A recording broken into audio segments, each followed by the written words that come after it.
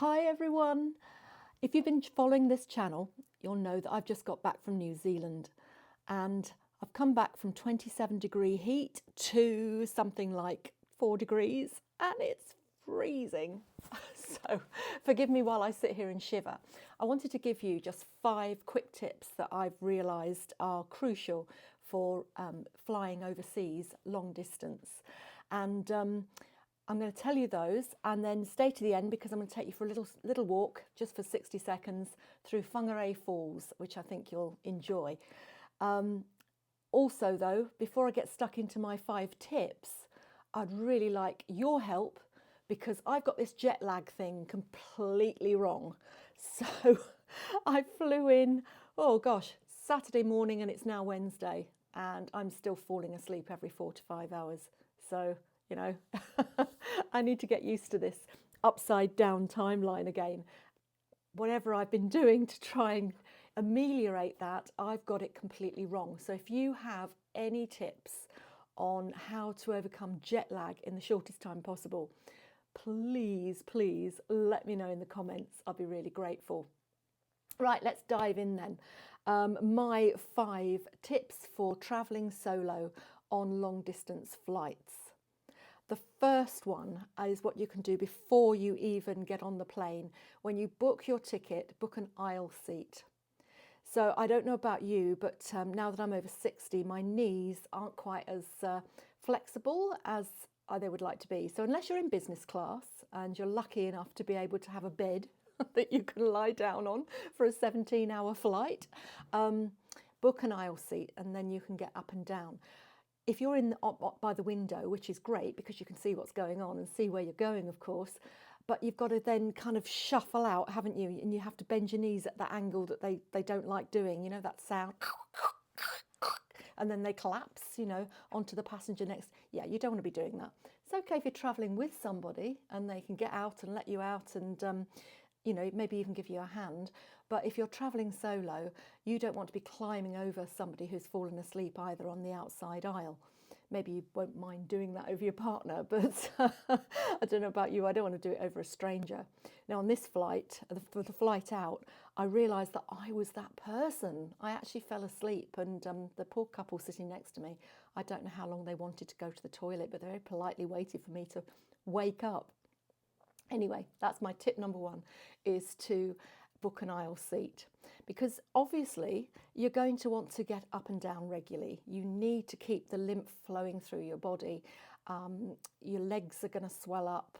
I don't know whether you wear support stockings, support tights, what have you. I don't wear the socks because I find that they cut in as my legs start to swell. They cut in just behind my knees and cut off my circulation. So I didn't do that, but I end up with broken veins and bruises. Oh, it's brutal for such a long flight. I was traveling for, I think it was 26 hours each way. So I had a short layover. I'm going to be doing the same journey again in February, but the next time I go, I think I'm going to try going west. So I'll go via Los Angeles or San Francisco and see how I go going that way. But this was brutal. I went via Doha and then on to New Zealand. This is from London, Doha, New Zealand. So you're going to need to get up, you're going to need to walk around. Now these seats, I was really quite shocked that the seats were that you had so little room for your knees and so on. I mean, I've got short legs, short thighs, and my knees were touching the next seat. And of course, as soon as that the meal has been served or whatever, everybody puts their seat back, and you have to put yours back because it's like dominoes. Otherwise, you just got everything in your face. So to sit like that for, it was 16.5 hours on the way there and 17.5 hours on the way back. And if you're going to just sit for that long, no. Get yourself an aisle seat. You can go, even if you don't need the toilets, you can stand by the toilets, you can do some ankle turns, you can stretch, you can, you know, do whatever you need to do, jump up and down if necessary. Might cause a bit of turbulence maybe, but my tip number 3, wear your shoes to the toilet. You would not believe, I mean, that sounds obvious to me. Wear slip-on shoes for a start so that you can get them on and off, and so that you're not going to be swelling into your shoes too much. and wear them when you go to the toilet. So if you do slip them off, that you can just slip your feet back in and go to the toilets. I can't tell you the number of people that I saw padding along to the toilets. Now, when you're coming towards the end of a 16-hour flight, you really don't want to be going to the toilets in your socks. Anyway, okay. Tip number 4 is wear layers. I can't tell you how many times the temperature changed in that plane. So it got so hot while we were waiting to take off that I was down to a t-shirt, and then it gradually got colder and colder and colder until I was in all my layers and the blanket that they give you. Take a little cushion as well if you can. You know those things that you put around your neck? I actually need one to sit on. I found that on the 6.5-hour flight out to Doha, my coccyx, my tail started to really, really hurt. And then I had to sit on it all that time. So I ended up getting a second pillow and having to sit on the cushion and not have the pressure then on your coccyx. So that's kind of 2 tips in one there, isn't it? Wear your shoes to the toilets and bring a cushion to sit on or put around your neck, or both. And then finally, take your own food on board. I didn't think to do that on the way there, and I ended up with the airline meal on both flights.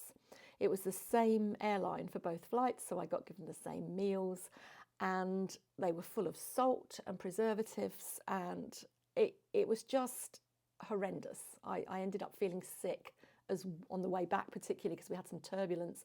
They actually have those paper bags still. When they first started flying across the Atlantic and what have you, they put sick bags, didn't they, in the aeroplanes, because people weren't used to going up and they had that expectation of being sick. And then gradually over time, we've got used to it and we don't really need the sick bags in theory. But I was very grateful to find one, although I didn't, thankfully, have to use it. I felt really, really travel sick, so much so that I couldn't drink water or anything. And the food on top of that was just, oh, no. So on the way back, I made sure that I had my packed food, and take plenty of it because you tend to eat through boredom when you're on a flight. Try to remember as well that, particularly if you're flying long distance, the lights are going to go off. And although you can operate that one light for you to read a book or what have you, you're much better off with a Kindle or any other kind of reader with a light on it that you can keep down beside you if you want to read. So I don't know how many tips I've told you now. I'm not going to put any number in the title. I'm so jet lagged, you're going to have to forgive me. I wanted to get this video out today because I want to get back into my usual posting schedule. I've had a wonderful time in New Zealand with my daughter, her husband, the 3-year-old who I haven't seen for over a year, and newborn baby. And I've kind of been in this lovely little newborn bubble. It's lovely over there in terms of how relaxed things are. She doesn't live in the city. She lives outside the city in the Northland. And it was a beautiful, picturesque spot.